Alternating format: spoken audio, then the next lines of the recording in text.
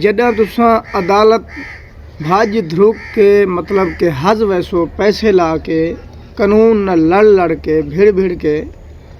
लाकन जॾहिं कुछ न बनसी आखिर बिरादराना फैसला और इखलाकियात ते आन मुकसी।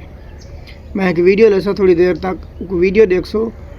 गाल इखलाकियात ते मुकदी है। ठीक है, अगर तुसां कानून के थ्रू भईसो आप गले सो नाल फरीक गलसी रुलसी अदालतें जी केस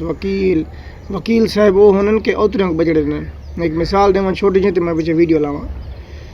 कातिल कत्ल करके हथ खड़ी लग के वेंदा पिया वहाँ के क्या कीते वकील रहे खड़ा वहाँ क्या कीते वहाँ के यार मैं कत्ल से कीते तो मैं भजा गया वहाँ के चौके पैसे गिनदा पे वहाँ के लाख रुपये मेरा मुक गए वहाँ के ला बंदा मैं को 50,000 देवा मैं तेरा इो कम कर रहा। ठीक है, वाला वो कुछ नहीं पैसे लगते थे बाद आखिर वो कत्ल से कितने को फांसी लगनी है। वक्त गुजरे वो रात होते तो वकील कुदरती टक्कर गए वहाँ के मरे मेरे को तो फांसी लग गई है मैं लाख रुपये दिता है वहाँ के मैं तो आदम 50,000 दे मैं भी ई 5 नाल तेरा इो काम मैं फांसी लवावा मैं तो जज की कुर्सी से कौन बिलावना वकील देना उतरे को बजड़े या कोई काम भी होवे। अगर तुम आप भिड़ वनो अदालतें केस थाने थक हस के आखिर फैसला बिरादराना या इखलाकियात वाला तो DPO साहब बेहतरीन गाल की थी वहाँ के जड़ा काम हो गए शरीयत के मामले जो ना आ सकते तो ना इतना थी सकते काम DPO की गाल गौर करे सो की मामला थोड़ा बेटी जी जी निकाह कर लिया जी हां जी तो पूरी उम्र है 10 साल उम्र की नहीं है 10 साल के 7 महीने से साडे कोल पिछले दिन एक बच्ची 11 साल की सी उसका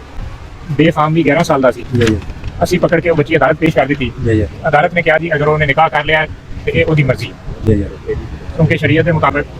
जो फैमिली लॉ का साडा कानून है शादी तलाक के बारे ਉਹਦੇ ਵਿੱਚ उम्र की कैद नहीं है। साडा कोई कानून इवें नहीं है कि 13 साल 14 साल की बच्ची ਨੂੰ ਅਸੀਂ ਕਹੀਏ ਕਿ ਤੇਰਾ ਨਿਕਾਹ नहीं हो सकता। अगर अदालत ਉਹਨੂੰ ਜਾਈਏ ਜਾਮਕੋਟ ਦਾ ਮਸਲਾ ਸਾਡਾ ठीक है बल्कि सदर फाजिलपुर ਦਾ इस वास्ते ਅਸੀਂ ਤੁਹਾਨੂੰ ਇਹ ਨਹੀਂ ਕਹਿ ਸਕਦੇ ਕਿ ਜੀ ਬੱਚੀ ਤੁਹਾਡੀ ਅਗਰ ਜਾ ਕੇ ਨਿਕਾਹ ਕਰ ਲਿਆ ਕੋਰਟ ਵਿੱਚ ਬਿਆਨ ਦੇ ਦਿੱਤੇ ਨੇ ਤੇ ਅਸੀਂ ਬੱਚੀ ਦੁਬਾਰਾ ਜ਼ਬਰਦਸਤੀ ਲੈ ਕੇ ਆਈਏ ਅਸੀਂ नहीं कर सकते। ये जरूर कर सकते हैं कि इंसानियत और थोड़े कम अज कम एक ज़हनी तसल्ली और तशफ़ी के वास्ते कोशिश कर रहे हैं कि थोड़ी ग्रेडिंग करा दी अगर तुम बच्ची में राजी कर लो वो रुखसती करनी है जो भी करना है ठीक है वो वास्ते असं थोड़ी कोशिश करेंगे एक मुलाकात करवा दी अलबत्ता बच्ची ने जो निकाह कर लिया निकाहनामा आ गया तो फिर असं बरामद करा के थोड़े हवाले नहीं कर सकते। ये गल थोड़े ध्यान चो ठीक है।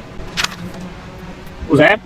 आप जरा इनका रहना वो बच्ची से इनको बताएं दूसरी पार्टी को कोशिश करें इनकी मुलाकात करवाने मुलाकात नहीं हुई थोड़ी उसमें क्या था बच्चे निकाह किया